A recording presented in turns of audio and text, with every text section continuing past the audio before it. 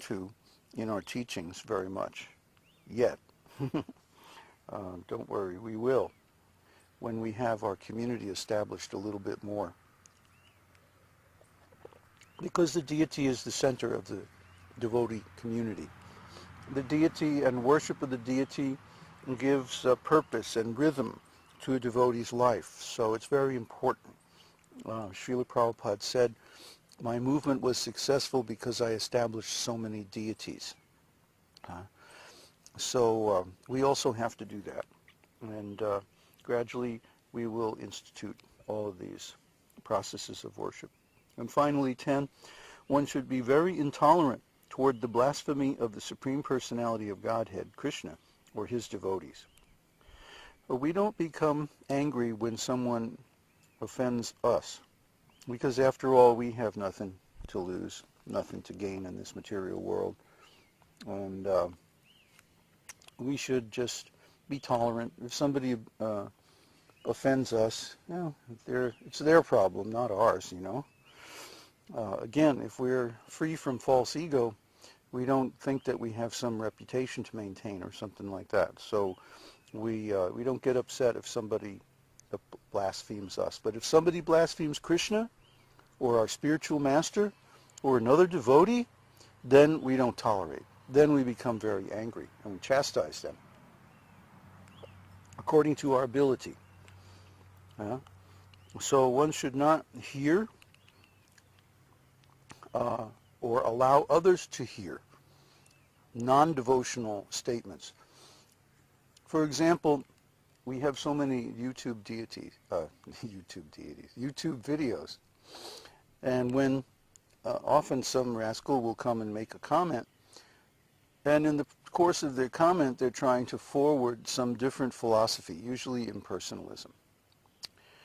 So we don't want to give the rascal impersonalists a platform for forwarding their nonsense philosophy. So we delete those comments. But we don't care, even if they say, oh yeah, you're a rascal, blah, blah, blah, blah.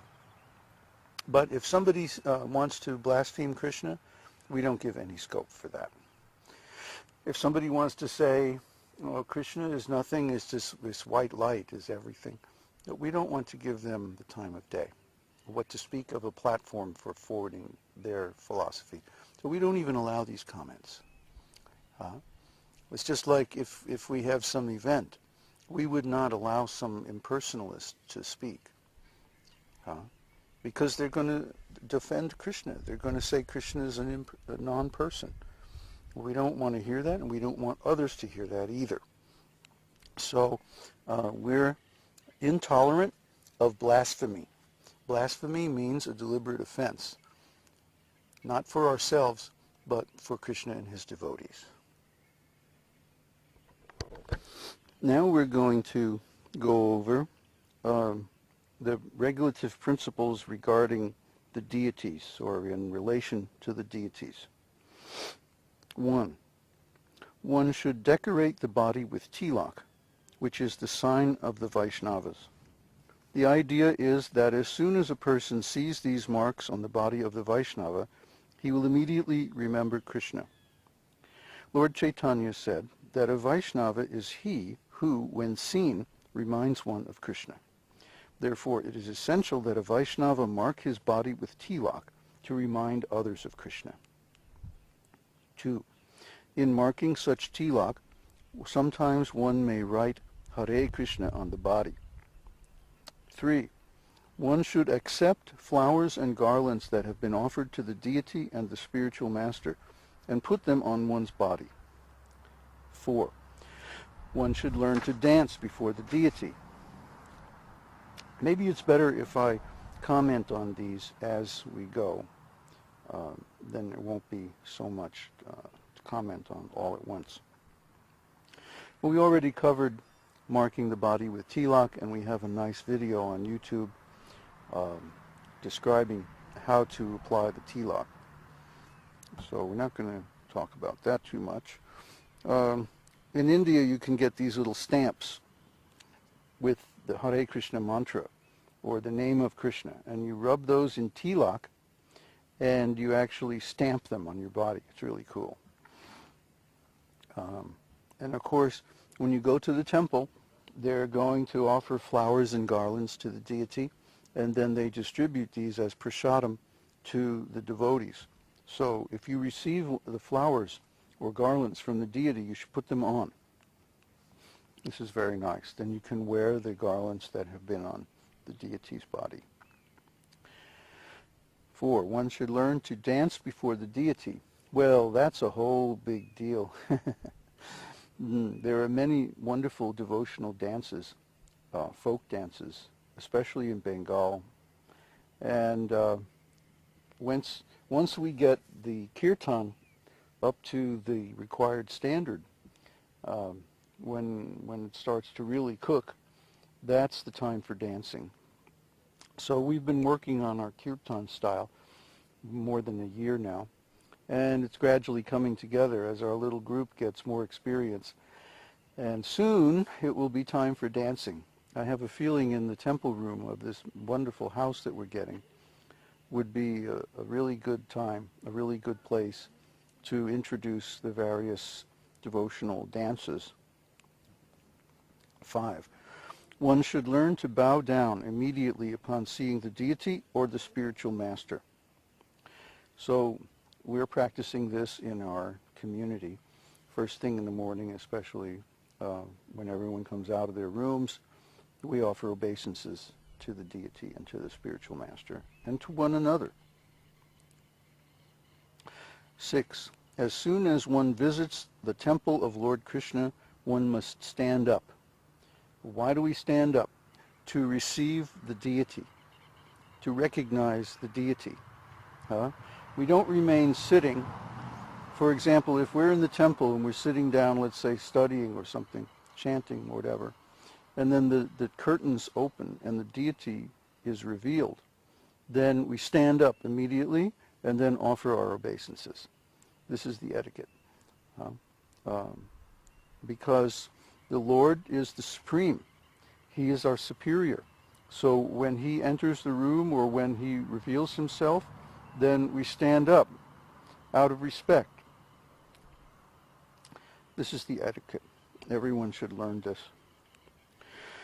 7, when the deity is being borne for a stroll in the street, a devotee should immediately follow the procession.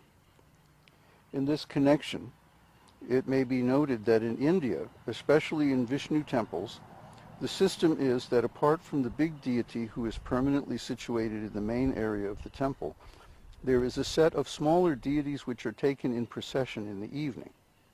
In some temples, it is the custom to hold a big procession in the evening with a band playing and a nice big umbrella over the deities, who sit on decorated thrones on a cart or palanquin, which is carried by devotees. The deities come out onto the street and travel in the neighborhood while the people of the neighborhood come out to offer prasada. The residents of the neighborhood all follow the procession, so it is a very nice scene. When the deity is coming out, the servitors in the temple put forward the daily accounts before them. So much was the collection, so much was the expenditure. The whole idea is that the deity is considered to be the proprietor of the whole establishment, and all the priests and other people taking care of the temple are considered to be the servants of the deity. This system is very, very old and is still followed. So therefore it is mentioned here that when the deity is on stroll, the people should follow behind. So the idea is that God owns everything. Isha vasyam idam sarvam. The Sri Ishopanishad, the first mantra, everything is God's property. So especially in the temple, everything is the property of the deity. And there's an old principle in India that if you can see the spire of the temple, then that land is considered to belong to the deity of that temple. And the produce of that land is offered in the temple as prasadam. For example, in Jagannath Puri, from very far away, because it's a huge temple, from several kilometers away, you can see the spire of the temple. So that's considered the deity's land. And everything, all the food that is raised on that land is offered in the temple. They have a huge kitchen, and they cook up all these wonderful preparations and offer huge quantities of prasadam to the deity. So this system is very wonderful because it actually creates the spiritual world on earth, where the deity is the proprietor, the deity is the central figure in the whole society, and everyone from the king down to the dogs and cats is a servant of the deity and takes part in the pastimes of the deity. So naturally the deity comes out from time to time and takes a ride around on a palanquin and surveys his domain. In Mayapur, India,